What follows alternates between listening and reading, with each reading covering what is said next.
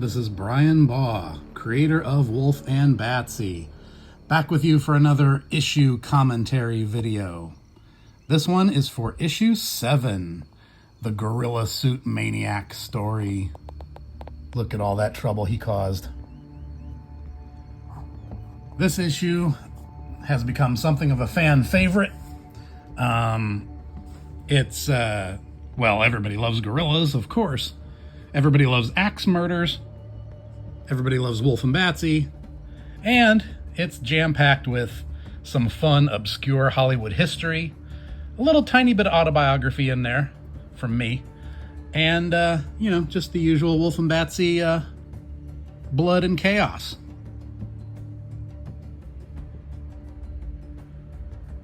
Okay, now, right off the top, I want to give you guys a little disclaimer. If you're a regular reader of Wulf and Batsy comics, you know that they can be a little weird.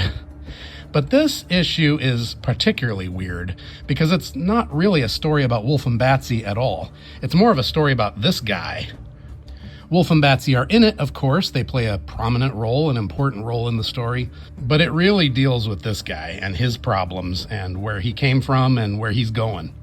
It was such a weird mix of ideas and inspirations that resulted in the creation of this comic book. I feel like it requires a lot of explanation. So this is probably going to end up being the longest issue commentary video I've ever done. I'm going to spend the first part of this video just explaining where all those different ideas and inspirations came from and what they were and how it all blended together in my weird imagination to result in this story. It's probably going to be more information about this comic book than you would ever want to know. But, you know what? If that sounds boring to you, or if you're not quite that invested, feel free to skip ahead and just start watching where I actually dive into the comic book. But if you really like this issue and you really want to know where the ideas for this story came from, hang in there with me. This one's going to get a little bit exhaustive. So sit back and enjoy the weirdness. This book derives from stolen public files and usurped private journals. You will read with some reluctance and capitulate in the end. I am going to tell you everything.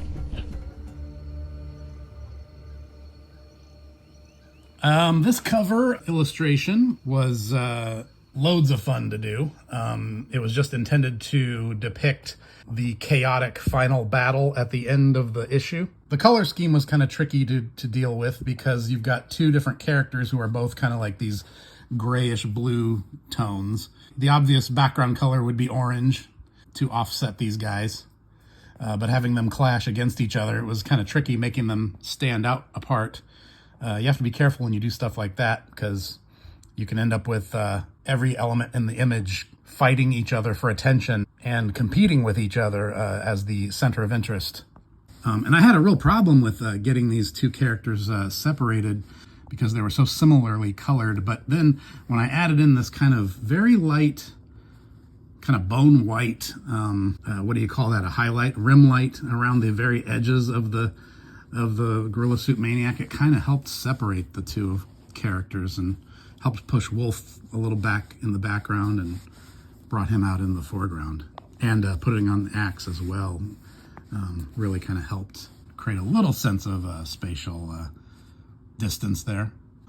This guy's got his head chopped off. There's the head over there. And of course, you have to have the classic eyeball on the long, gross optic nerve hanging out. I will say I never understood why we needed to have a barcode here covering up all that beautiful blood, especially for a comic book sold online, not in a store. I never understood why we need to cover up artwork with this nonsense. Or why we just wouldn't put it on the back, you know? Yeah, it was a little bit frustrating. Also, my original layout I planned for this cover was to have the logo in blue. It worked better against the background. It popped better, but publisher had different ideas. But anyway, I've always been really happy with this cover for the most part. I really like how it turned out. I think that might be my definitive favorite drawing of the Gorilla Suit Maniac, which is nice to have as your cover illustration. A little trivia Easter egg right here. There's a sign for Foy's Halloween store. which was the famous Halloween store in my hometown where I grew up. I did a whole video about it on my YouTube channel, if you look. The costume Batsy is wearing is from this graphic novel, Wulf and Batsy, Volume 3, Magnum Orgus. Graphic novel I did was released in 2017. I always liked that outfit, so brought it back for this very special issue. I've gotten a lot of emails from readers who say they like Batsy in this outfit too. They like the cute little goth girl dress, and everybody loves the thigh-high stockings. Notice she's almost stepping in that guy's brains. And this is where you're going to get your first little bit of comic book creator autobiographical confession. This outfit on Batsy, I did not just make it up. This outfit is inspired by a super cute outfit that my wife used to wear back in our younger days when we lived in Southern California, and we'd go out on Saturday nights and go to the various Hollywood goth clubs. So Batsy's outfit with the black party dress and the stripy thigh-high stockings is a very loving homage to that. Yep, we had fun back in them days. So I guess it would be worth talking about the origins behind this issue. Where did the idea come from for this wacky story? Well, to start out, I guess I should say I've always been a nut for Halloween. Maybe not my all-time #1 favorite holiday. I have to say Christmas is my favorite holiday, but Halloween is a very close second. And ever since I was a little kid, I always loved dressing up like monsters on Halloween and decorating the house, making it look all spooky. And from an early age, I always had a fascination with gorillas and gorilla suits. You know, as a little kid of the late 70s, early 80s, I grew up at the tail end of the era in movies and television, you know, before CGI. And in those days, if they wanted a gorilla in a TV show or a movie, they had to have a guy in a gorilla suit, because you can't tame a gorilla, and CGI wasn't invented yet. So I remember a lot of movies and TV shows from my youth when I was a kid that had crazy, wacky gorilla suits in them. The great ape is not a naturally vicious creature. Wonder Woman! Wonder Woman! Wonder Woman! Gargantua! What have they done to you? Oh! Stop! I can't breathe. We're friends. Oh, please stop. No. Wonder Woman! Oh, I'm sorry. I didn't want to do that.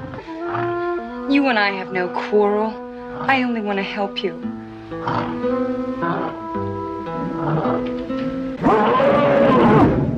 And you could always tell it was a guy in a suit, but it still looked cool to a kid.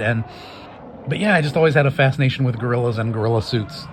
And I always had this kind of vague idea in the back of my mind that someday, man, I would love to do a gorilla suit for a Halloween costume.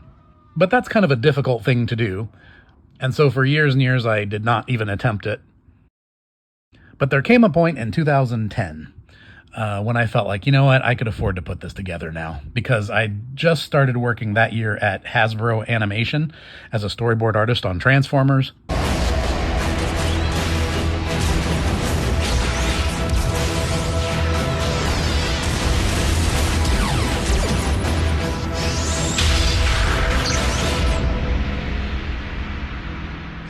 And it was the first season of the show, and it was planned to go on for like 3 seasons, so I knew I had years of work ahead of me. And so I thought, you know what? Okay, finally, I can spend a little money and make this childhood dream come true and do a gorilla suit for Halloween. And so I actually spent a couple months like really researching like all the available costume parts online, trying to find my favorite gorilla mask, what I thought was the coolest looking gorilla bodysuit, and the best hands, the best feet, to really put this thing together. I added a few extra details like the chain around the neck and And on one particular trip to one of the Halloween stores, I found a great looking severed human head with an eyeball hanging out. And I thought, oh, wouldn't that be cool to like carry that around with me? Like, and so that kind of became like the theme of my Halloween costume that year. Not just a gorilla, but the gorilla who rips human heads off. And just as a personal note, let me add, you wouldn't know it to look at it, but that is actually one of the most comfortable Halloween costumes I have ever done in my entire Halloween costume doing career. That mask has a elastic harness inside that has an elastic strap that goes down under your chin with a little foam rubber piece that sits against your chin, and it controls the jaw. So you can, when you open your mouth, it opens the mask's mouth and has a moving jaw on it. It's a ingeniously engineered little piece of rubber and plastic and elastic, made by the Zagoni company. If you want to look it up and buy it yourself, they do great masks, and I bought several of theirs. I bought a werewolf that had a hinged jaw like that also, and I also bought a red demon mask that was just insane looking. Man, I wish they'd re-release that one. I'd like to get a new copy of it, but it had the same feature with the elastic strap inside where you could make the mouth open and close with your own facial movements. It was so cool, so cool. But the point is, because the lower part of the face of that mask was out a few inches from your own face, and because the mouth opened and closed, you got tons of air inside. It wasn't that typical Halloween mask thing where you're sort of smothering yourself the whole time you're wearing it, but it's worth it because it looks cool. But you're breathing out of the eye holes the whole time. No, this thing, I mean, you could just breathe right in and out of the opening and closing mouth. It was awesome. Also, that big furry bodysuit, when I put that thing on, I look like I must weigh 600 pounds. I mean, it makes you look massive. But all it really is a mesh bodysuit with layers and layers and layers of that gorilla fur on top of it. So when you're walking around with that thing on at night, you know, the layering of the fur makes you look really big and bulky. But the mesh, it's like the suit is air conditioned. You know, there's a light breeze and it passes right through your costume. So as big and cumbersome as that costume looks in photographs and when I'm wearing it, it looks like it must be sweltering hot to put on, right? But actually, it's like the most cozy, comfortable, air-conditioned Halloween costume I think I've ever worn. And I ended up using it for several different Halloweens because it was just so nice. Whenever I couldn't think of anything better to do, or whenever I was busy with work and I just ran out of time and just didn't have time to plan anything, I would just go back to my old gorilla suit because it's so comfortable and easy. But yeah, so anyway, so I love gorilla suits in movies, and actually wearing one for Halloween made me realize just how much fun it is to wear a gorilla suit. It's just so fun to be a gorilla because everyone loves gorillas. I mean, people come up to you, little kids come up to you and want to hug you. People want to get their picture taken with you. It's so fun to wear a gorilla suit. So I know that sounds silly, but if you know, don't knock it till you tried it. Let's just say that. Anyway, so take all of that and stir it up in a big stew in my crazy monster story imagination. And somehow or another, I got inspired by this idea that wouldn't it be funny to have a guy in a comic book who wears a gorilla suit, but he's actually a serial killer. I don't know why. I just thought that was funny. And I even thought of the name Gorilla Suit Maniac.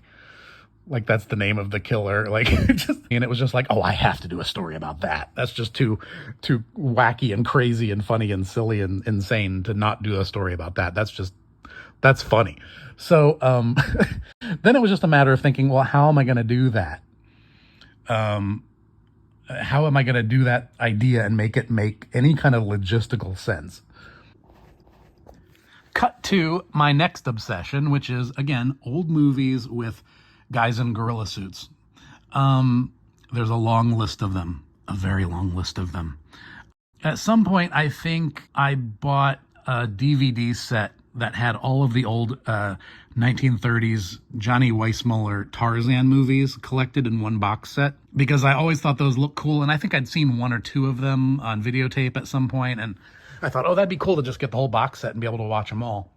And really, the first two movies are the only ones that are truly great. The original Tarzan the Ape Man from 1932, and the sequel Tarzan and His Mate from 1934, which is a great movie, and I think the second one is even better than the first one, and it's a very important movie that comes up in this comic book, Wulf and Batsy issue 7, The Gorilla Suit Maniac.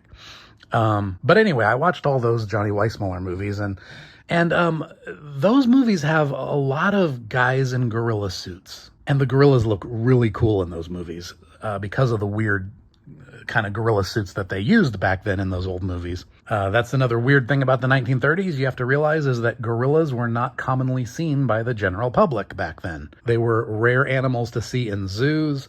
There weren't really like nature documentaries back then.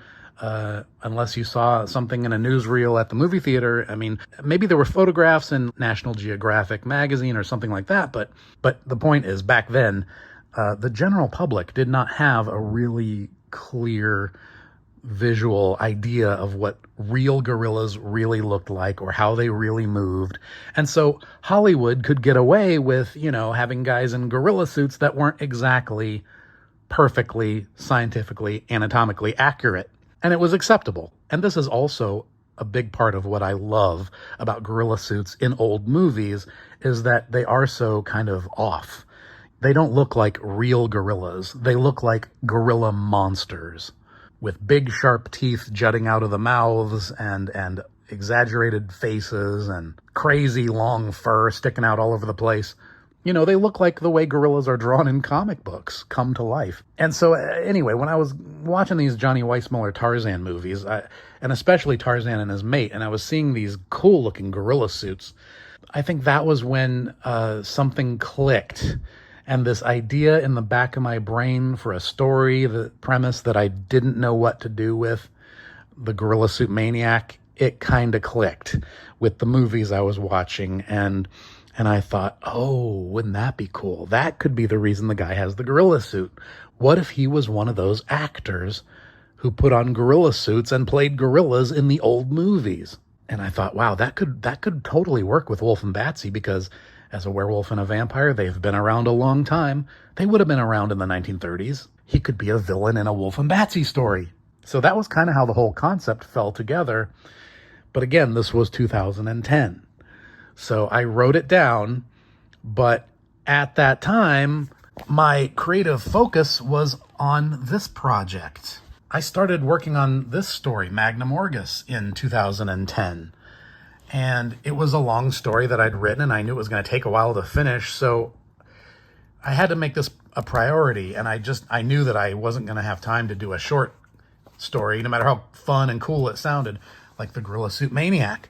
So this was one of those stories that was on the shelf for like 10 years before I finally felt like I had time and a good reason and a good excuse to actually write and draw it and really do it as a comic book. It was in 2021 that Wulf and Batsy got picked up as an ongoing comic book series.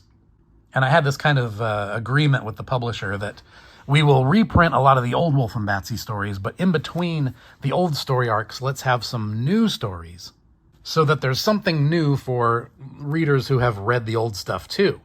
So when I started thinking about new stories to do with the characters, this was the first one I thought of. That Gorilla Suit Maniac idea, I gotta do that. So I went back into my old folders on the computer and found the old Word documents where I'd written that story and some of the sketches I'd done way back then. I actually did very rough page sketches for the final battle way back in 2010. And I'd had them sitting on my computer for almost a decade, basically, until I actually got time and the opportunity to do this comic book. That's how long the idea had sort of been gestating in the back of my brain. As crazy as that sounds.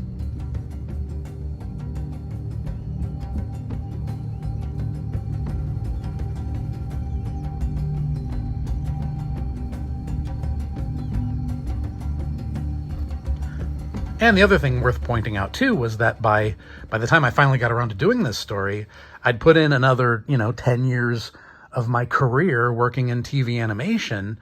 and kind of had a little bit of autobiography I could draw on there. Although I ended up being a lot luckier than the poor old gorilla suit maniac. So I didn't have to become a serial killer in a gorilla suit and axe murder a whole bunch of people.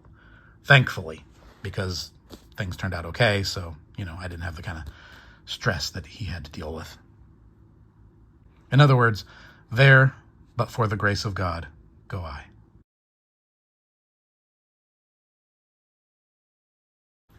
So let's get into this issue. Case file 9 million, Fearborn, Ohio Police Department. I just love the idea that there were 9 million cases. The town that I was actually born and raised in was Fairborn, Ohio. So, this being a horror comic, I had to change the name to Fearborn, Ohio. They called him the Gorilla Suit Maniac. That was a fun drawing to do. Always fun sometimes to just do a giant full-page illustration of one of your characters' heads with all that fun detail and texture. From the Untold Tales of Wulf and Batsy, explaining why there's a 2021 story being published in the midst of this series that previously was publishing stories from like 2004, 2005, up to this point. It's a new story, folks. A new story that you never knew about. Our story starts out with Kevin Orlock, who is Wulf in his human form, and Batsy going out to the movies. I've spent the entire first part of this video expressing my love for movies with gorilla suits. But to be completely fair, that is actually kind of a secondary love.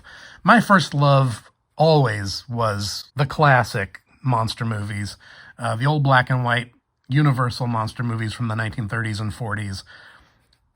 Dracula, Frankenstein, the Wolf Man, the Invisible Man, the Old Dark House, the Black Cat, the Mummy, all the Mummy sequels, the Creature from the Black Lagoon, which came later, of course, in the 50s. All the sequels to all those movies that make up the whole Universal Monsters franchise. The so-called Monster Rally movies, where they would combine monsters. Frankenstein meets the Wolf Man, House of Frankenstein, House of Dracula, all those films. I just love and adore them. So I knew going into this issue I was going to be focusing on gorilla movies because that's part of the story. But I couldn't allow myself to do that without first declaring my love for the traditional monster films. So it was important to me that it had to be a double feature of classic Universal monsters that they were going to see. So it's Dracula and Frankenstein double feature, which was a real double feature that was done and played and replayed and re-released over and over again. If you check your monster movie history, so we have the marquee here. It was presented very much like this in history when these films were released as a double bill, and it was always a huge success whenever they would re-release it. People would flock to see Frankenstein and Dracula double feature again and again. There's a little joke here, the Grand Taboo Playhouse. It meant to sound sort of like a funny, pretentious Hollywood movie theater, old-fashioned movie theater type of name. But of course it's, taboo, meaning we're getting into taboo territory. We're going to have some forbidden stuff going on in this issue. But it's not just Frankenstein and Dracula double feature that they're seeing, but also a third feature, Murders in the Rue Morgue, which will play into the story as we get into it. There's also a little bit of foreshadowing here. This guy, this juggler, he's a street performer, and his whole shtick is that he juggles sharp objects. Seems like a random weird thing to throw in there, but it will come into the narrative later. Now, I've seen some people review this issue, and they always get hung up on this point here. This is Kevin's narration. He's saying, the little revival theater in town announced a monster movie double feature. 2 old classics that I must have seen a dozen times in their original theatrical run, but hadn't seen since. So this is sort of a little hint at Wulf and Batsy's age and how long they've been around.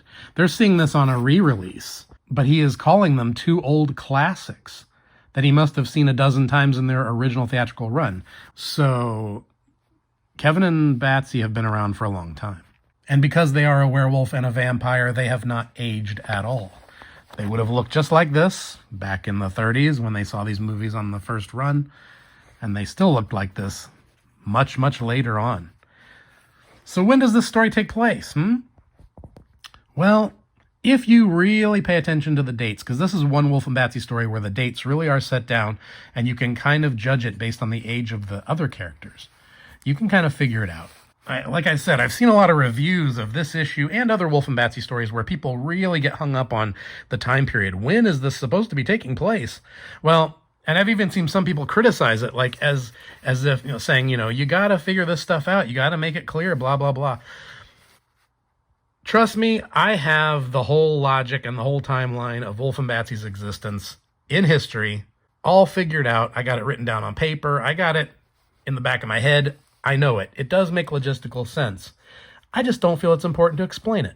I believe personally a little ambiguity is healthy for a story, especially a fantasy story.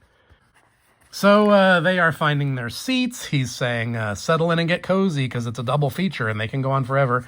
She's begging for some flirtation while they watch the movie, but he's a serious cinema goer and he's sort of like, okay, but I want to pay attention, all right? He's also trying to be a little bit cool and pretend like he doesn't care as much as he really does. This is really in keeping with the traditions of kind of suggestive humor that you see in old comic books and in old movies where, the female characters are just these, achingly cute, attractive girls just flirting and begging for attention from the hero, but, the hero is trying to be polite, and he's also trying to be too cool and, pretend like he doesn't care that much. He's also maybe a little bit shy, a little overwhelmed, and he tries to play it off like, come on, don't be silly, that kind of thing, They did that a lot in old movies and stuff, and old comics. It's just kind of fun and cute, fun way to play it. Now again, I wanted to firmly establish that the classic monsters are first and foremost near and dear to my heart. So I wanted to have this giant splash page, a rather surreal splash page, where Kevin and Batsy are all settled into their seats. And there's this other mysterious individual over here. We'll find out about him later. And they're watching the double feature of Dracula and Frankenstein on the big screen. It's sort of just a surrealistic image. They're even coming out of the movie screen, reaching for the audience, in this very looming, monster-y kind of way. This was just an excuse to draw a good old-fashioned Bela Lugosi Dracula and a good old-fashioned Boris Karloff Frankenstein monster and feature them and make them look as cool and creepy as possible, even exaggerating their features to a certain degree to make them look extra creepy. Call it self-indulgent, I don't care. This is me having fun and also saying, first and foremost come the traditional monsters. Because, a monster fan's love for the universal monsters is a sacred thing, It's like, ye shall have no other favorite monsters before them. It's that kind of deal. So before we can get into celebrating gorillas, we need to establish that right off the top. Anyway, Kevin's narration says, we had so much fun watching the double feature, we decided to stay around for a third film. And it is Murders in the Rue Morgue.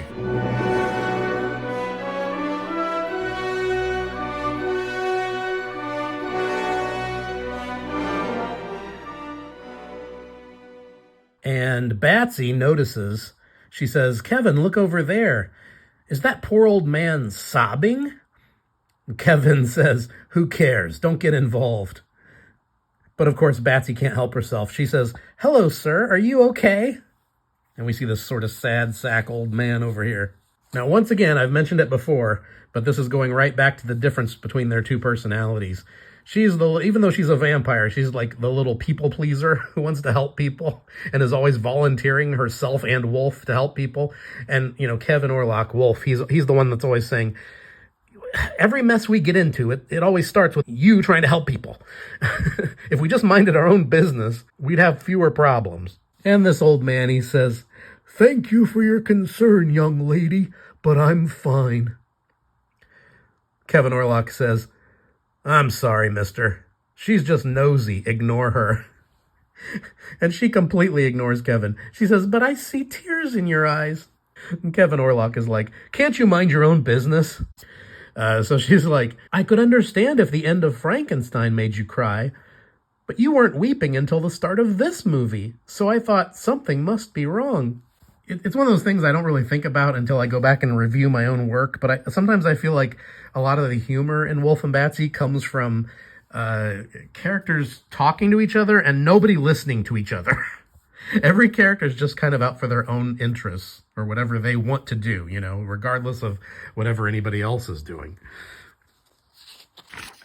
So this poor sad sack old man, he says, "You want to know why this movie makes me cry? Okay, fine, I'll tell you. Because, you see, it symbolizes all of my broken dreams. If only I had been blessed with a little more luck, I might have been in it." He might have been in the actual movie that they're watching. He says, "My name is Ori Clayford, and my epic tragedy began one Saturday afternoon in 1932.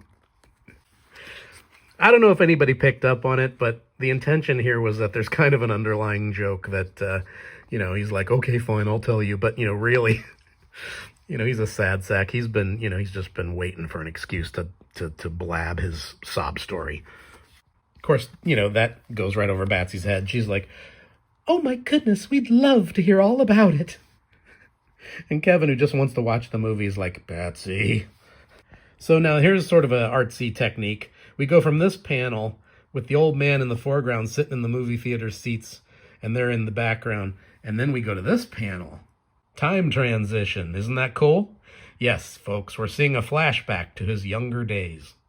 So he says, "I was a young man then, with a good job at the cinder block factory." I was just trying to think of, the most kind of mundane, tedious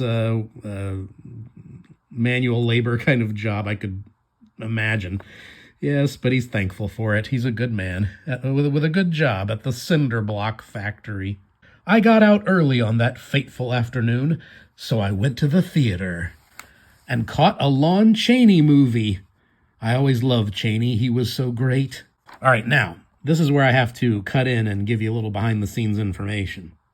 This issue talks about or mentions or makes homage to a long list of movies that all factor into the story.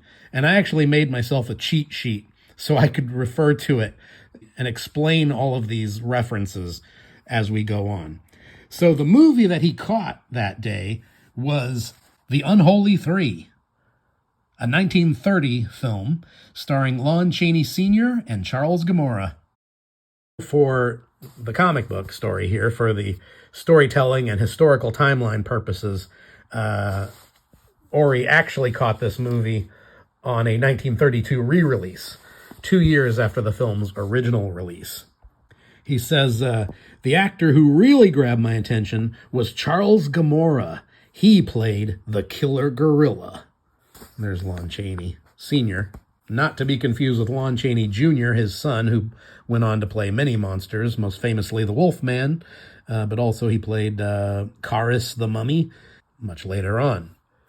But here I'm referencing The Unholy Three because it's a significant movie in the career of Charles Gamora, the great gorilla suit actor.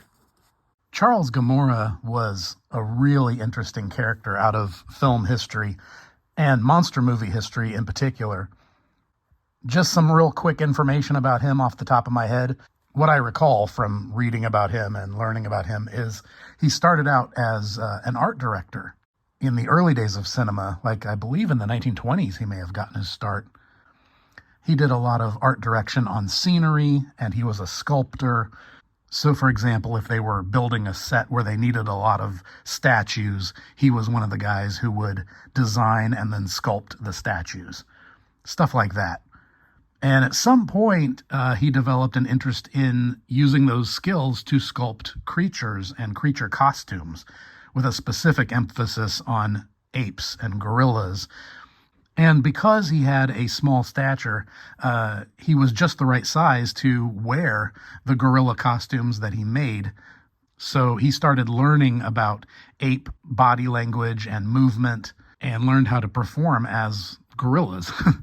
And so he sort of became the early pioneer and expert on building gorilla suits and playing gorilla suits in the movies. And Charles Gamora is considered sort of like the godfather of Hollywood gorilla men. All the other guys who went on to do this sort of followed in his footsteps. He also designed and sculpted and created and performed some creature suits in a few significant sci-fi movies and monster movies. The Martian from the 1950s George Pal version of War of the Worlds. And if I'm not mistaken, I believe he also designed and created the alien creature suit for the movie I Married a Monster from Outer Space. But because he was uniquely skilled in this, he ended up playing gorillas in a whole lot of different movies for a whole lot of different movie studios. And over the course of his career, he had a variety of different gorilla suits as he kept upgrading them, redesigning new ones, always trying to make them more and more lifelike. And so if you look at his gorilla suits, his early gorilla suits that he wore in films in the 30s, they tend to look a bit more monstrous and exaggerated and cartoony. But by the 1950s, he did a few films where his gorilla suits started to look a lot more realistic. There was a film called The Girl and the Monster, in which he played a gorilla in that. And according to things I've read, that was the gorilla suit and gorilla performance that Charles Gamora was most proud of, where he felt the suit looked the most realistic and his performance was the most effective.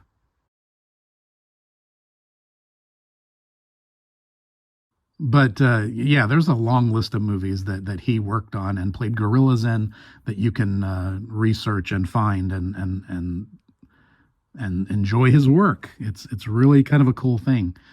But anyway, yeah, Charles Gamora, very interesting character from real Hollywood history and an unwitting hero and inspiration to Ori Clayford, the gorilla suit maniac. Oh, how proud he would be to know that. Ori says, "That simple illusion startled me. I knew it wasn't a real gorilla, but I could hardly believe it was just a man in a suit." And of course, this drawing is inspired by a famous photo still of Charles Gamora in his amazing gorilla costume. Again, expressing the naivete of 1930s audiences who still really hadn't gotten an idea of what a real gorilla looked like. So, here's Charles Gamora's great gorilla suit that has the crazy sharp teeth and everything and looks like a monster. But Ori can hardly believe it was just a man in a suit, not a real gorilla. Amazing. Over the next week, I went back and saw that movie 2 more times just to re-experience Gamora's illusion, looking for the secret to his magic. But instead, what I found was my own destiny. I would become a gorilla. And thus, Ori Clayford, the gorilla suit actor, was born. Now, here we get into a little bit of autobiography. Ori was just a normal guy living in the Midwest, but he took a leap of faith and hopped in his car and drove out west to Southern California to try and make a career for himself. This is very much what I myself did in 1996. Happily, I had much better luck than Ori did. But then again, I was just trying to get a job in TV animation. Ori was trying to get a job in the very narrow field of gorilla suit acting. So he says, he packed up his Tudor. That's an old 1930s car. And San Vicente brought me into Santa Monica, the town that tries the hardest to resemble the glamorous California sold on postcards. But this Midwest kid didn't know the difference. That could be taken right out of my own life. That's exactly the path I took as I arrived in Southern California. And in 1996, when I got there, That is exactly what it was. Santa Monica was very much that town that tries to look like the glamorous fantasy California that you see on postcards and in the movies and stuff. It's a little different now, but that's the way it was back then. And, just like Ori, me, the Midwest kid, didn't know the difference. Now, this is where the autobiography ends and the fantasy kind of begins, although it is a fantasy informed by my own experiences. He says, I paid too much to flop as soon as I could in an apartment smaller than my dad's tool shed. Thankfully, that did not happen to me. I actually had a decent place to land when I got there, thank goodness. Then he says, the next day I bought a phone book and a Thomas guide and cruised Hollywood Boulevard for costume shops. Do people today even know what a Thomas guide is? Nowadays that we have GPS on our phones and everything. Well, when I moved to Southern California in 1996, a couple of years before the internet came along, the only way to find your way around was with these things called Thomas guides, which were these huge, fat books of maps. And you basically just had to look up the address you were trying to get to, and each map page had another page that got closer and closer on different areas of the map, and you had to chart your course and find your way with street directions on paper. Good times. Anyway, here's Ori at the costume shop, and of course I had a blast drawing this. He says, I did some very cautious, very responsible comparative shopping and finally blew the last of my savings account on the best gorilla suit I could find. Oh, that was a smart, responsible decision, wasn't it? But yeah, this was fun to do all these little jokes in the background, like a spaceman mask and a bunny mask and the wigs and we have a jar of fake blood over here. It's just a novelty shop. A magician's outfit here. And then down here we have makeup and things like that. Fake vampire teeth, of course, And here is the fateful gorilla suit that he will wear.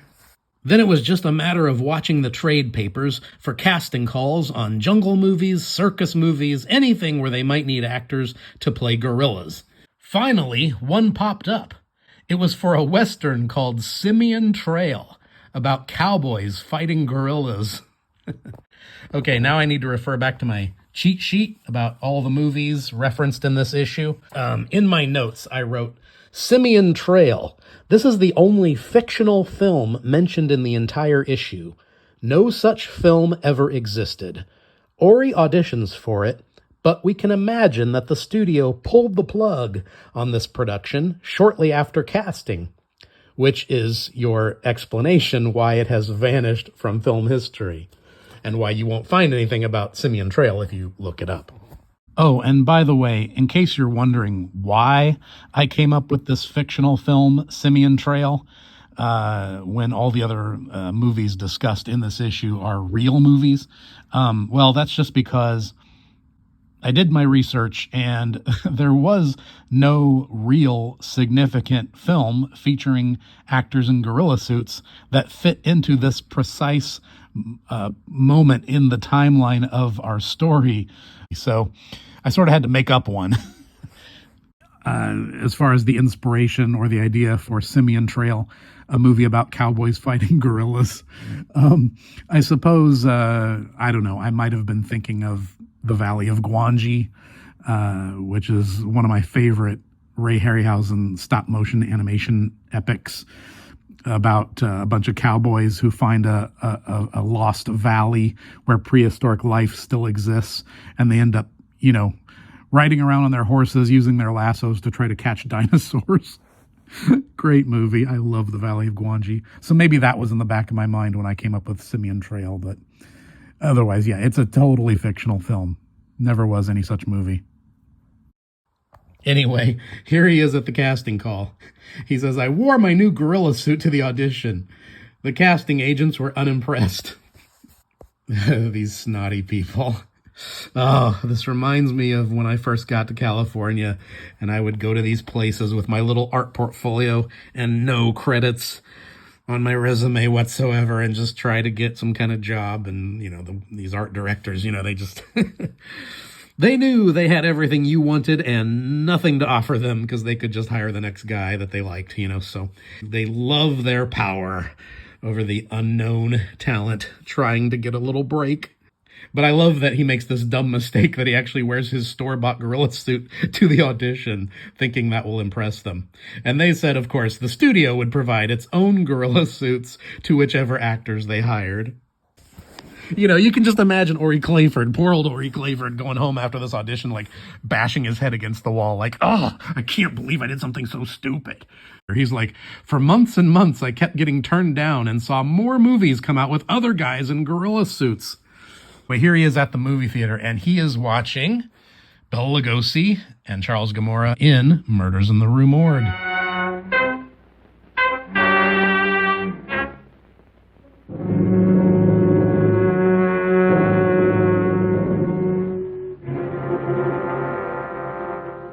Oh, and this caption is important, and I have to refer to my notes again, because this is referencing other films. He says, it dawned on me that I was now in competition with my own hero. Charles Gamora snatched up all the best jobs in horror movies, Savage Girl serials, and even a Laurel and Hardy short. So obviously the horror movie he's talking about is Murders in the Rue Morgue. But there was also an action-adventure serial called The Savage Girl in 1932, starring Rochelle Hudson and Charles Gamora. It is mentioned but not shown. Also in my notes it says the Laurel and Hardy comedy short that Ori refers to is a film called The Chimp, also from 1932. So if you're super obsessed with gorilla movies and you want to look all these up, there's your information. It's kind of a fun time overlapping itself kind of moment here because it's an image of young Ori Clayford in a movie theater watching Murders in the Rue Morgue in 1932. But of course, images from this film will reoccur throughout the issue because this is the movie he's also watching in the future as an old man as he tells Wulf and Batsy his life story. And Batsy says, I bet you can't guess my favorite gorilla movie. I'll give you a hint. It starred Fay Wray and a giant gorilla. And Kevin Orlock says, haha, and it was one of the best movies ever. And of course, this is my excuse to do a big homage to the original 1933 King Kong. And of course, this is my drawing of my favorite scene from King Kong, where he fights the Tyrannosaurus Rex. Although it's kind of a mutant Tyrannosaurus Rex, isn't it? Because it has like 3 fingers, which is not really anatomically correct, and that very weird, distinctive face. But hey, that's how they grow them on Skull Island. So anyway, yeah, I just had a blast doing this. I mean, how can you make a comic book filled with references and tributes to gorilla movies and not do an homage to the great King Kong, the original 1933 King Kong, with those amazing effects and those amazing creatures brought to life by Willis O'Brien, of course. Anyway, Ori says, yes, but movies like that are made with puppets and animation techniques, not real actors in suits. Very different from what Gamora was doing. He expresses it this way because I don't think terminologies like stop-motion animation, which is how King Kong was created, I don't think that was really well known to the public in the time period when this comic book takes place. So he would have said it in this vague way. Being the movie industry insider that Ori Clayford is, he might know something about that. He probably heard about it. So he doesn't really know what he's talking about. He doesn't really understand it, but he can sort of talk the talk a little bit there. He says, but it kept the gorilla craze going, which was lucky for me because right then in late 1933, when I was ready to give up and go back home to Ohio, I finally got a break. They were making a sequel to Tarzan the Ape Man. This picture was going to have a lot of gorillas in it. The studio needed as many guys in gorilla suits as they could possibly get. So he says, I went to the casting call and didn't wear my store-bought gorilla suit this time. See, he's learning from his mistakes. But he's still doing the classic, like, ooh, ah, like monkey pose. And guess what? I got the job. And yes, folks, I did reference this telephone to make sure it was period accurate. And here he is pulling into this movie studio. He says, they kept changing the title during filming, which was confusing, but I loved working on the picture. And, of course, here's another one of those panels, kind of like the magic shop, that I thought was just a smorgasbord of opportunities for me to have fun drawing weird stuff in the background. He says, I got to wear a genuine movie studio gorilla suit, made right in the special effects department. It was so realistic and impressive. Putting that thing on, I saw how cheap my store-bought suit was. I actually referenced this. This is the actual kind of understructure that they used inside those gorilla masks in the movies back in the 30s and 40s, with the mechanical parts that, make the jaws open and make the lips go up and down to reveal the teeth and make it snarl. But you got all kinds of weird monster masks in the background. This lizard man, kind of a Phantom of the Opera looking character here, a space monster, a very Ray Harryhausen looking Cyclops, which is, sort of an anachronism, but, fun to put in there. A Wolfman head and a vampire head, Nosferatu kind of looking thing.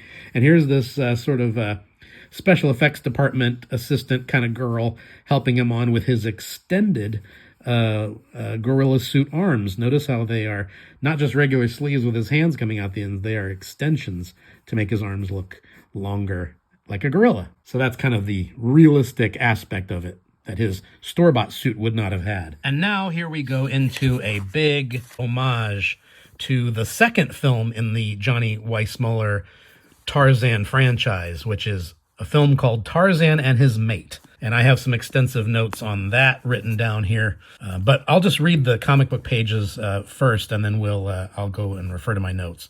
Ori says, I played one of the bad gorillas who stands up on a cliff and throws boulders down on the natives and smashes them. My boss was a fella named Mr. Corrigan. He played the lead gorilla and sort of coached me on what to do. One day, I got to have lunch with Mr. Weissmuller, the star of the picture. Side note, I just love the look on Ori Clayford's face here as he sits at the lunch table with his, sandwich and his little sack lunch, and he's just completely wide-eyed and starstruck looking at Johnny Weissmuller sitting at the table across from him having a Coke. And then here's this other guy, some behind-the-scenes grip or somebody like that who just couldn't care less. He's made $1 million of these movies. He doesn't care. He's like looking off to the side, smoking a cigarette.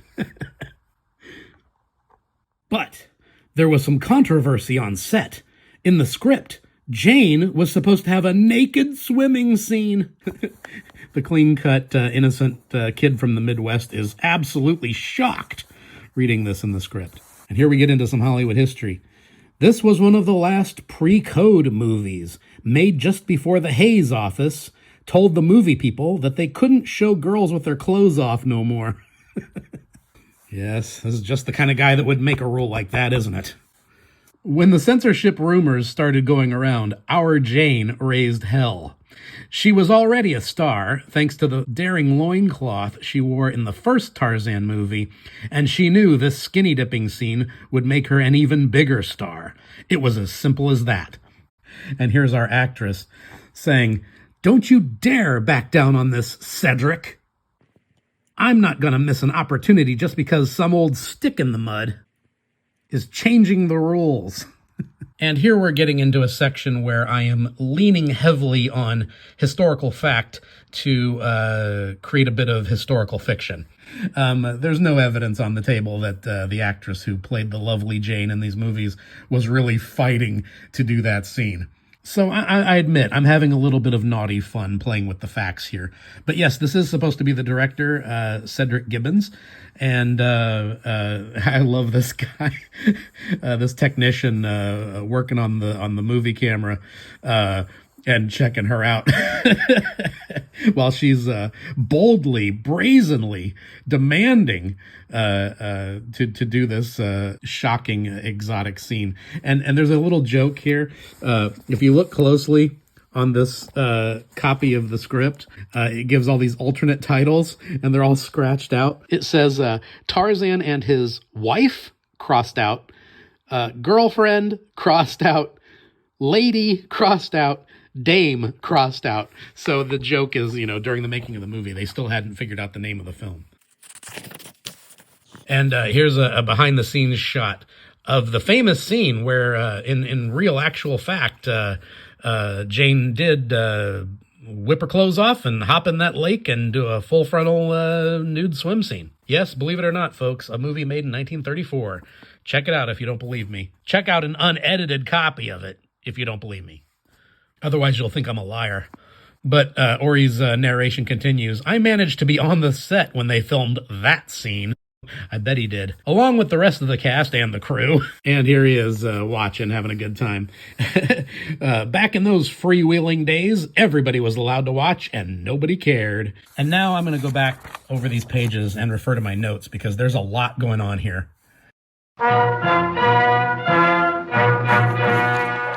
So in my notes, I wrote, Tarzan and His Mate, 1934. Starring Johnny Weissmuller and Maureen O'Sullivan, directed by Cedric Gibbons. This is the one major studio film that Ori had a chance to play a gorilla in, and it is featured heavily in the issue. This pre-code film is notorious for its shocking graphic violence and abundant sex appeal.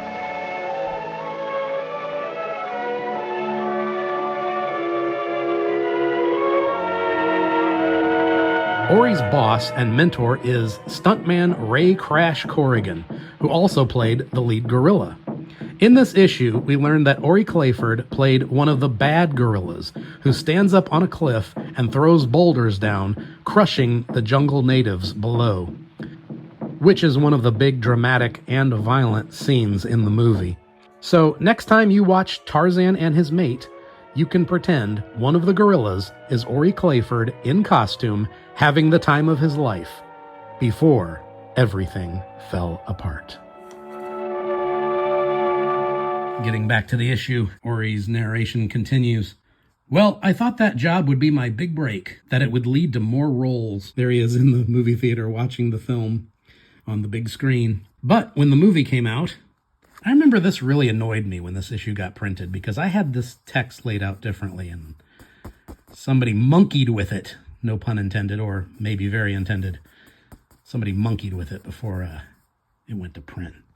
Come to think of it, there were a few places in this issue where little things like that happened, where I had things set a certain way, and, you know, that's the way it was when I sent the page files off to the publisher to be printed, and then some of those things were adjusted, you know, without asking me, and then I had no idea until I actually saw the printed book, you know, and it was just minor stuff like that, you know, where things were just laid out a little differently, and, you know, maybe it's petty to be bothered by something like that, but in my mind it's petty to even change it in the first place, especially without asking.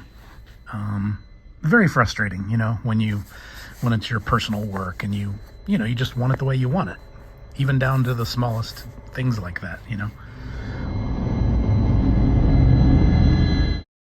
Don't monkey with my stuff. That's all I ask, you know. This is why after playing musical publishers for many years with Wulf and Batsy, I've finally decided, you know what, there are things about self-publishing I don't love. There were certain conveniences to working with a publisher because they take care of certain things, but ultimately what I care about most is the creative control over the work and the creative control over the presentation. And I reached a point where I was like, you know what, I don't care if there's certain parts that are inconvenient or challenging. You know what, self-publishing is the way to go. Anyway, enough of that. Moving right along. He says, well, I thought that job would be my big break, that it would lead to more roles. But when the movie came out, they left the names of the gorilla actors off the credits. So it didn't. I did more auditions. I told every casting agent that I had just played a gorilla in a big Tarzan movie, but I couldn't prove it. And then, of course, we have the classic shot of the downtrodden hero walking in the middle of the night with his head hanging through the rain. That humiliating routine went on for another year, crushing me under the weight of increasing failure and poverty. And then we go down to this shot of poor old Ori Clayford standing on the sidewalk next to the street lamp, looking up at Mount Lee with the great Hollywood Land sign on it. Yes, Hollywood Land, because remember, this is 1934. The land at the end of the sign was not removed until 1949, I believe. but it's raining and he's standing there all miserable. And this is an example of what I'm talking about when I say that sometimes I sprinkle in a little bit of autobiography into my comics. Ori Clayford's story, as far as being a humble Midwest kid who hopped in his car and drove cross-country to Hollywood, California to try and break into the entertainment industry and make a living using his strange creative talents instead of, being responsible and finding a real job. That's pretty much my story. That's kind of exactly what I did in 1996 when I was about 24 years old. It took me a couple of years to break into the animation industry, and I spent the first 2 years in California, bouncing from one minimum wage job to the next until I finally got lucky and got a little break and got my first animation job, and then we were off to the races. But I've always been a little bit haunted by the idea of the road not traveled. And it's always occurred to me like, all right, I was lucky or blessed or however you want to look at it, but things turned out fine for me. But what if they hadn't? Now, this comic book, The Gorilla Suit Maniac, was drawn many years after the fact, when that was no longer a fear. But it is one of those things that was always in the back of my mind, like, what if it hadn't turned out okay? And from here on, this is where it starts to become like the story of what I was afraid might happen. But of course, this story is a tragedy, so I'm trying to make it as miserable as possible for poor old Ori. Here he is saying goodbye to Hollywood, and he says, "I finally gave up and moved back to Ohio and my old job at the cinder block factory." He doesn't just move back to Ohio, he has to go back to his job at the cinder block factory. That's quite a long fall from being a gorilla suit actor, let me tell you. Anyway, he says, "I returned with one success story to tell, and nobody believed me." Have you seen the second Tarzan movie? Sure, Ori. Come to think of it, there was actually a bit more story that was supposed to happen here, kind of in between these panels, when he's at this very uncertain point in his life, when he's obviously failing and his career is going nowhere, but he hasn't quite cracked and made the decision to give up and move back to the Midwest. There was a bit more backstory that was supposed to happen in this area, and I loved it because it foreshadowed the ending and also kind of revealed that he's not just depressed, he's actually going insane. But unfortunately, because I was working in this format with this publisher, page count limits were a factor, and I couldn't do everything. Something had to go, basically. So that part got trimmed out. But I've often thought if I ever did another printing of this story, like a second edition or something like that, I would love to go back in and break up these pages and add in that extra backstory content which belonged here, because I just felt it made this part of the story a little bit more satisfying, and like I said, it also foreshadowed the end, so that's a lot of fun. So maybe one of these days I'll get around to doing that. And then we return to the movie theater in present day, and Ori says, "And that's my story." And Kevin Orlock is just glowering. "Thanks for telling it during the movie." But of course, Batsy, has no manners at all. She's just like, "Oh, Mr. Clayford, you should never give up on your dream. Outside this theater, there's a strip mall with street performers. We even saw a guy juggling sharp objects. You're better than that guy." She's trying to help. "I say you should go home, grab that gorilla costume, get suited up, and do your act right here for a whole new audience." And Ori says, "But do you think people today would go for it?" And then we go to this angle from behind them, looking up at the movie screen, where there is a classic shot from Murders in the Rue Morgue, 1932, with good old Charles Gamora in his gorilla suit.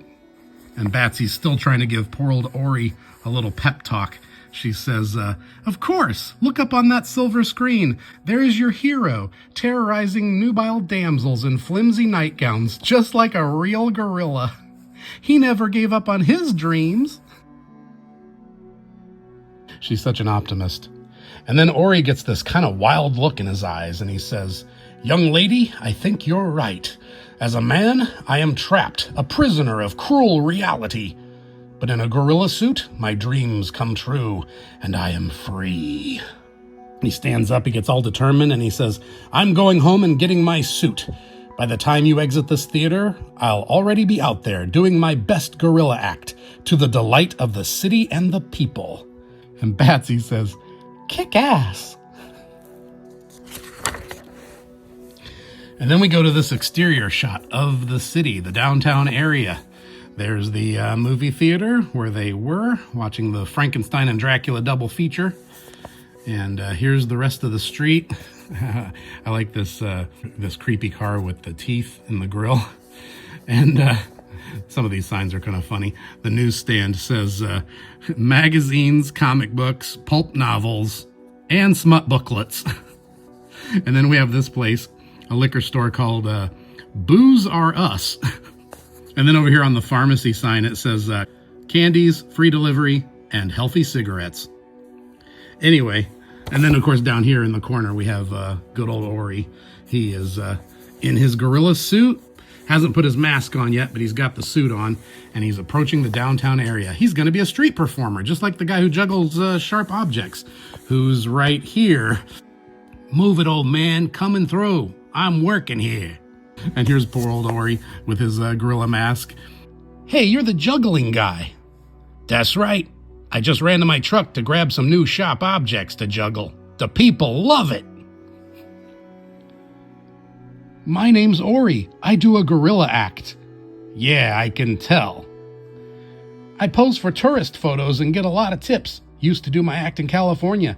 Even got discovered by Hollywood. Did you see the second Tarzan movie? And then over here, there's like this little kid. Wow, Mommy, that man has a scary monkey head. Poor Ori can't win, not even with little kids. He's like, don't be scared, little boy. It's only a mask for pretend. It's fun.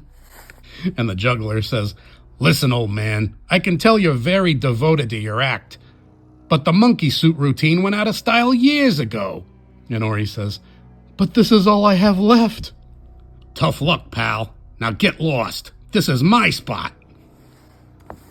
And then we go to this wide shot, and it has started to rain. Because you got to have rain during a sad scene, right? And the street performer guy is saying, rain or shine, I will juggle any object, no matter how dangerous. If you like it, tips are welcome. And Ori's just standing there holding his mask. Meanwhile, Kevin and Batsy are coming out of the movie theater. And in a bit of cutesy double entendre, Batsy says, thanks for taking me out tonight. I always feel so turned on after a good movie. And then here's all these pedestrians watching the street performers. Ta! Look at that idiot. Sad when you think about it. All these street performer types are such losers. They need to find real jobs. Everybody's evil for no reason. And here's more voices from the crowd. Couldn't make it in a real career, so this is all they can do. Pathetic, really.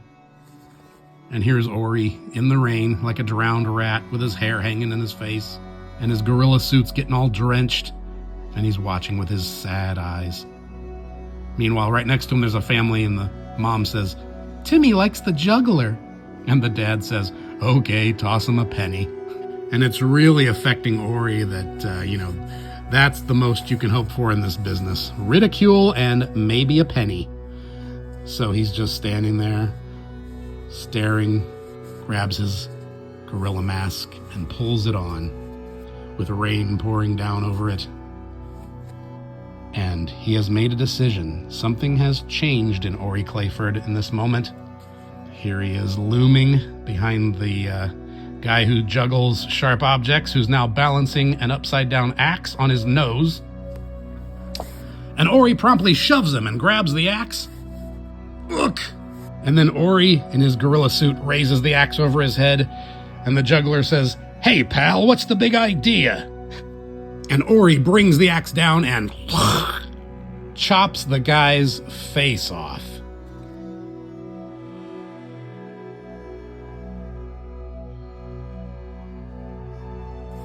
The action has begun. We see a reaction from the crowd. Batsy says, Kevin, look over there. And this lady says, "A gorilla, and it's committing mass murder." Kevin Orlock says, "Wait a minute." And then we have another shot of, people are running away. He's chopping this guy in half. The brains are flying. This lady down here can't believe it. He has become the gorilla suit maniac. Batsy is stunned, and Kevin Orlock says, "That's not a real gorilla. It's Ori Clayford." I don't know if everybody is with me on this, but for me personally, the delay in figuring out what's going on here is kind of funny. Wait a minute, that's not a real gorilla. It's Ori Clayford. Of course, you just sat in the theater and talked to the guy about being a gorilla for the past 2 hours. Here he goes. Now he's reeling back with the axe. Hurrah! Whoomp! Chops that guy right in the gut. Kevin says, "We gotta stop him." Batsy says, "To protect these innocent humans?" And Kevin says, "No, to keep his murderous mayhem from attracting the cops. We're the only killers in this town." Of course, Wulf and Batsy's morality is horribly attuned, as always. And then we cut to this powerful wide shot showing the carnage that the gorilla suit maniac has created. This poor girl is just horrified to what's happened to her boyfriend here. Oh my gosh. And the gorilla suit maniac is victoriously shouting to the heavens, "They ignored my act for years, but tonight I'll knock 'em dead." Kevin's in the background saying, "Ori!" And this might be my favorite dialogue exchange in the entire issue. Ori, now in full costume as the gorilla suit maniac, says, "Get out of here, Kevin. I wish to spare you my simian wrath." And Kevin says, "Ori, come to your senses. You once used that gorilla suit to entertain people. Now will you use it to destroy them? You don't know what it's like to be a man whose dreams force you to live as a beast." "Wrong, Ori. My curse mirrors yours. For I am a beast whose nightmares force me to live as a man. Then you should know better than to test me."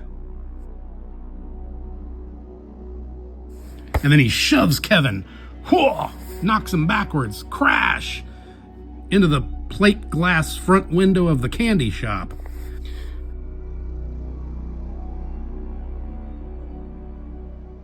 And at this point, I want to bring a few things to your attention. I'll start by explaining, when I was a kid, I was a big reader of Mad Magazine. I loved Mad Magazine. I had a subscription to Mad Magazine for years. I thought it was hilarious. And one of my favorite things in Mad Magazine was, in all of their comics stories, they would always have like a million little gags, sight gags, bits of text that would make a joke, all kinds of little jokes and gags in the background, which was like, you know, it was a layer of comedy underneath the main funny story you were reading. And whenever I would catch those little background gags, they just cracked me up. And I think Mad Magazine really contributed to my sense of humor and the way I make comics too. I mean, no matter what kind of story I'm doing, no matter how serious it's supposed to be or whatever, if there's a moment where I think, oh, it'd be funny to do something like this in the background, and it's not important, but it's a detail that's funny if you catch it, I will put them in. It just naturally occurs to me to do that. So if you pay attention in the action-packed climax to this story, which follows, there's a bunch of like ape-related gags, like little jokes hidden in the background. And the funny thing is, I've seen some reviews of this comic book online, like video reviews, and I've also seen some written reviews, and I've gotten a lot of emails from people who read this comic and enjoyed it, and they tell me they enjoy it. But nobody has ever brought up any of these gags, ever. Nobody has ever said, "Oh, I noticed that one little joke you threw in the background on that one part." Nobody's ever mentioned any of them to me ever, not once.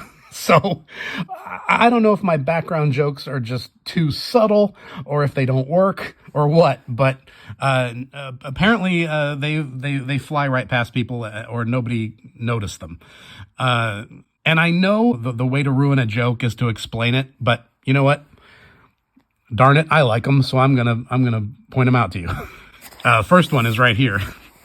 Behind the Gorilla Suit Maniac, we have a locksmith company. And the name of the guy who owns the business is here on the sign. It says Locksmith. Harry Maughan. Key business. I mean, yes, it's a stupid background gag, but, get it? Harry Maughan Key business. Over here behind Batsy, there's a store called Missing Links, which is a chain link fence repair service. Yes, I know it's a bad joke. It's stupid, but that's the fun of it. But of course, what's important is our story here. And now Batsy confronts the Gorilla Suit Maniac, and she kind of flies up in the air. And she says, "We thought you were a nice guy, but you're just another self-absorbed actor." And she slashes him with her claws. But he just grabs her by the head. And he says, "Naive child, my mask gives me protection." And he whips her around behind his back and he says, "My insane mind gives me strength." And he flings her up in the air and she flies high into the sky. And if you look down here, there's a building that says Give and Take Thrift Store. Oh, and this whole thing with Ori saying, "My insane mind gives me strength." That line of dialogue and the fact that Ori is able to fight off a werewolf and a vampire, and all these other displays of freakish strength that he has when he has the gorilla suit on. All of that is just inspired by the old idea that crazy people are extra strong. The old idea, like, what did the doctor say in An American Werewolf in London? They say a madman has the strength of 10. I was leaning into that a bit here. I mean, hey, that's a good enough comic book logic justification for me. Cut to the inside of the office building as she comes crashing through the window and bonk into the wall. And then we see her reaction as she gathers herself, and she's got like broken glass stuck in her. And just in case you forgot that cute little Batsy is, after all, a female vampire, whoosh! She whips out her bat wings. Yes, her hands and arms turn into bat wings. This is the first time we've really seen Batsy do anything like this in the comic. But I had a lot of fun designing this, making the fingers the bones of the bat wings. And then she takes off into flight, heading right back out that window. Cut back outside as the Gorilla Suit Maniac is taking down another victim, and above him, crash! Batsy comes flying out the window of that building, and she swoops down just as the Gorilla Suit Maniac chops another victim. And then we have this shot. I really enjoyed this shot. It was fun to draw, and it kind of sums up our scene and establishes where everybody is in relationship to each other. As Batsy, with her bat wings, lands on the Gorilla Suit Maniac's shoulder, and he drops his axe. Here's the victim that the Gorilla Suit Maniac just chopped, and we are on to the next stage of the action scene. And just in case you missed it, in the background we have Banana Republic clothing, of course. Bananas, right? Gorillas, monkeys, bananas. And then, this is my favorite one. We have Kevin hanging out the broken, shattered front window of the candy shop, and the sign says Reese's peanut butter candies, Reese's monkeys. Does anybody like these gags besides me? I don't know. Probably not. Anyway, cut close on Kevin's face as he goes into a rage and he starts to transform into Wulf. And he comes crashing out the front of the candy shop. And here's Batsy still struggling with the Gorilla Suit Maniac. I like how the Gorilla Suit Maniac barely even notices that she's hanging on. Even though she's got her fangs and her claws going, and she's like trying so hard to fight him, but he's kind of just too big and strong to even notice her. Meanwhile, Wulf is flying towards him, and they're going to have a big monster battle. Good old-fashioned monster comic book stuff. I love it. See, I think I've talked before in other issue commentary videos about how my whole storytelling philosophy is like build up, payoff, build up, payoff. This is an example of that. All that story for all those pages about Ori Clayford and his background and his pathetic failure of a career, it was all just a setup so we could have a werewolf fight a guy in a gorilla suit. I mean, what, did you think I was some kind of serious storyteller doing all that character development stuff? No, can't you tell this is all just an act? All of that was just a setup, an excuse, so we could have a big cool scene of a werewolf fighting a guy in a gorilla suit with an axe. I mean, that's what it's all about as far as I'm concerned. Okay, we are in the final stages of this battle now. The werewolf gets in a good shot, shrack. And then the gorilla suit maniac gets a good punch, chow. You know, with all that story build-up, I only had a few pages to do this action scene. So I had to, keep the action really tight, make sure both monsters get in a few good licks. And Batsy is biting his arm here. I got to show her contributing to some degree. And, some people might ask, well, wait a minute, she's a vampire. And at the end of the day, the gorilla suit maniac is just a normal human under that costume. So would that affect him? Could that possibly turn him undead or something? The vampire bite? But the idea is that, the gorilla suit is covered in so much thick fur that even her powerful fangs can't get through it. So she's not actually biting into his flesh. She's just getting a mouthful of synthetic gorilla hair, basically. She's trying her best, folks, but she's just not quite strong enough to really hurt him. That's Wulf's job. And as if that point needed to be emphasized, here we have Wulf just tackling the gorilla suit maniac, and poor little Batsy, her tiny little body is just tossed to the side as these two big monsters have their titanic battle. And over here, you may notice another one of my goofy Mad Magazine-inspired gags. We have a traffic sign in the foreground that says, "Right turn." And back behind it in the background, but perfectly arranged right next to it from this angle, is a sign for a deli, Clyde's Deli. So, of course, the joke is, "Right turn, Clyde." Maybe you have to be of a certain age to get that one. But when I was a kid in the late 70s, early 80s, there was a couple of very popular at the time, probably completely forgotten now, a couple of action comedy films starring Clint Eastwood and a big orangutan named Clyde. And the catchphrase from that movie was, "Right turn, Clyde." One of the movies was called Any Which Way You Can, and the other one was called Every Which Way But Loose. I can't remember which one was the first one and which one was the sequel, but those movies were shown on HBO endlessly, over and over again, when I was like in fourth grade, I remember, and I probably watched them 8,000 times. So Right Turn, Clyde is in fact a monkey joke.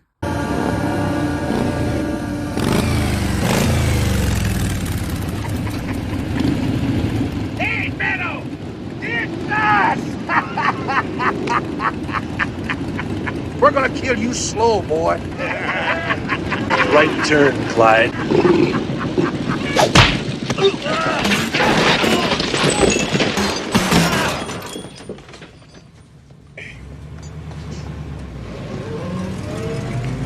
Anyway, returning to the story. So yeah, Wulf is tackling the gorilla suit maniac, and they're flying through the air right towards this car in the background. And of course, they just body slam, boom, right into the side of that car, hitting it hard enough to lift it up off the ground. And then we go into this shocking panel as Wulf just whoosh, rips Ori's gorilla mask off, revealing his human face. And it's almost like stealing his essence or something. It's like taking away his the fantasy of being a gorilla that makes him believe in himself and gives him that crazy strength and power. So here Ori can't believe it. It's like, oh no, it's like he's been turned back to a normal human, his weak normal human self. It's only in the gorilla costume that he believes in himself and can be powerful. And here we have this sort of wide shot looking down at the whole scene. You might say this is me falling back on my animation storyboarding techniques. After all these, close-up shots at the end of the action, you kind of want to pull back and have a wide shot to show the resolution of all of that chaos. But I like how if you look carefully, the car is like literally bent in half at the impact where his body hit it. And the radiator is smoking, and poor little Batsy's over here like, whoa, And there's the gorilla mask off to the side, and Wulf stands triumphant. And it's pretty clear who won and who is the loser. Poor Ori, always a loser. And now here I am as your humble comic book creator, wrapping up the resolution of this story as quickly and efficiently as I possibly can. We have the sound of police sirens, wee, wee, and you see pedestrians pointing and some other figures and an approaching police car with almost in just silhouettes, very simple as they're very far away. Just getting the idea across as simply as possible. And Batsy says, "Police sirens, we better get out of here." So, of course, Wulf quickly changes back into Kevin Orlock. They're walking away, whistling, totally innocent. They had nothing to do with any of this. And then here's Ori in the foreground, and just the arm and the hand of the police officer with the service revolver pointing at poor Ori, and he's cowering in fear. "Freeze! You have the right to remain silent." This is a very, between this and this is like a very, very shorthand, no pun intended, to get across the idea of the police presence. Because it's really not about them, it's important you understand what's going on, but it's about our monster characters. Oh, but we have another monkey joke hiding in the background. Back here we have pool hall, billiards, and it's called Prime Eights, as in the 8-ball in a pool game. Hey, I'm trying, right? I'm trying my best. Using what feeble talents God gave me. So here we have the final wrap up, and the cops are taking poor Ori away. He's in a straitjacket now. And he's saying, "But I only put on a costume and pretended to be a beast. Those kids at the movie theater, they were the real monsters." And the cops are saying, "Sure, pal." It's kind of a callback to when he was at his job at the cinder block factory saying, to his coworker, "Have you seen the second Tarzan movie?" And that guy didn't believe him. "Sure, Ori." And here, even here, the cops are saying, "Sure, pal." Like nobody believes him. Poor guy. And one more silly sight gag. The police car has accidentally run over a squirrel. Just because I can't resist sick humor wherever I can possibly throw it in. And the final caption says, "And so ends the tragic case of the gorilla suit maniac." Or does it? So is that the end of the story, or is it? Because over here on the inside back cover, we have Captain Bloodclot's famous novelties. And if you look closely, every one of these ads is a monkey or ape related joke. We have the monkey's paw, inspired by the famous horror story, W.W. Jacobs, I believe. The monkey's paw, make a wish. Much more surprising results than a rabbit's foot, that's for sure, if you know the story. And over here we have the classic Ben Cooper King Kong Halloween costume. And it says, children's Halloween costumes. When I was a kid, back in the late 70s, early 80s, when the Ben Cooper Halloween costumes were hugely popular, they would sell the masks separately sometimes. And I never had the full King Kong suit, but I did have the King Kong mask. And I don't think I ever even actually used it for Halloween as a kid. I think I just used the mask to play in when I'd be playing outside with my friends sometimes. And of course, if you are familiar with Ben Cooper and their wonderful Halloween products from back then, they were also famous for making wonderful creepy crawler rubber jigglers, which you could buy in all the novelty stores. Rubber snakes, rubber spiders, rubber alligators, perfect for throwing at your little sister and scaring her. And of course, they also made rubber gorillas because it was the late 70s and the Dino De Laurentiis King Kong remake had just come out in 1976, so gorillas were very popular. I had that one and that one as a kid, these two rubber gorilla toys. I may have gotten that one later on, but I definitely had these in the late 70s when I was a kid. I think I picked this one up just later on in life as just a monster collector, found it on eBay. I still have them both, actually, from when I was a kid. And then we have, mail away darling pet monkey you can order in the mail. And, of course, if you remember classic ads from the old comic books, they'd always have an ad for sea monkeys. Of course, I had to do an ad for sea gorillas. But here, lurking among the Captain Bloodclot ads, is actually the final part of our story. There is a live-on-stage jungle horror show. at Gam's Hideaway Burlesque Nightclub in Curriture, Ohio. If you know your Wulf and Batsy stories, Gam's Hideaway is the nightclub from this graphic novel, Magnum Orgus. Kevin Orlock and Batsy went there and had quite a good time. It was a very important location in this story. But I'll let you read that and find out for yourself. Anyway, they are having a live on stage jungle horror show, which is actually inspired by real nightclub acts that were done in the 1940s.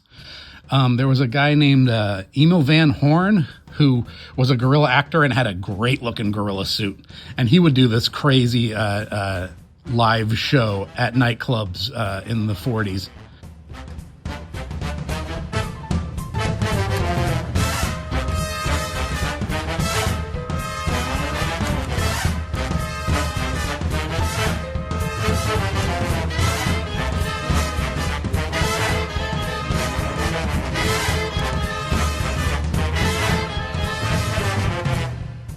I love the look of Emil Van Horn's gorilla suit, and I really would love to do another comic book story where Ori Clayford is actually meeting him. But he didn't quite fit into the timeline on this story, so maybe I have to save that for the future. Anyway, it says, see, former Hollywood gorilla actor and alleged mass murderer just released from prison, appearing in full gorilla costume, terrorizing scantily clad dancers for our exotic stage show. In person, direct from Hollywood, Ori, the giant gorilla. So, that tells you what happened to Ori Clayford after the cops took him away. Apparently, they couldn't make the charges stick. They couldn't prove it, even with all those witnesses. Can you believe it? I don't know. Maybe he had a good lawyer, but however it worked out, somehow he got released early from prison, and he ended up doing a nightclub act in full gorilla costume. So he did find his path in the end. But you only know that if you pay attention and read your Captain Bloodclot ads, like a good Wulf and Batsy fan. So that's it. Issue 7, The Gorilla Suit Maniac Story. One of those issues that has become a fan favorite, I'm very proud to say.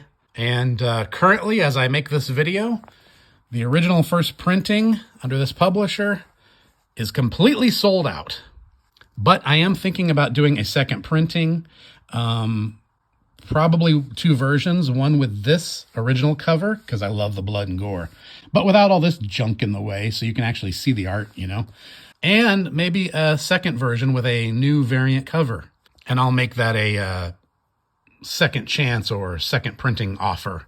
But I wonder if that means the first printing will be, worth something on the good old eBay. You'll have to look it up and find out for yourself. Anyway, thanks for watching. I know this was a long one. I probably tested your patience, especially at the beginning, giving you more information than you ever could want to know about this story and where the idea came from. But, well, like I said, a lot of people seem to like this issue. A lot of people have called it a fan favorite. And I thought maybe there'd be some people who wanted to know everything. Thanks for watching, and I'll see you on the next one.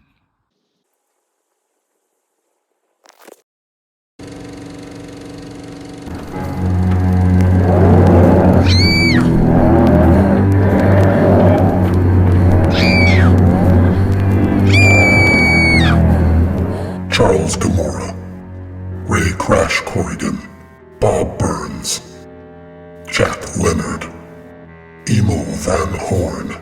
They were known as the Hollywood Gorilla Men. But there was one hopeful gorilla suit actor who never made it into the club.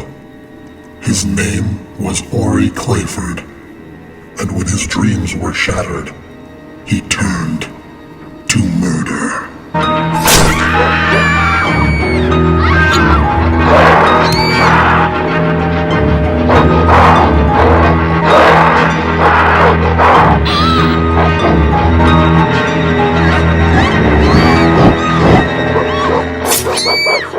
The Gorilla Suit Maniac, a new story in Wulf and Batsy issue 7. From Bloody Weirdo Comics.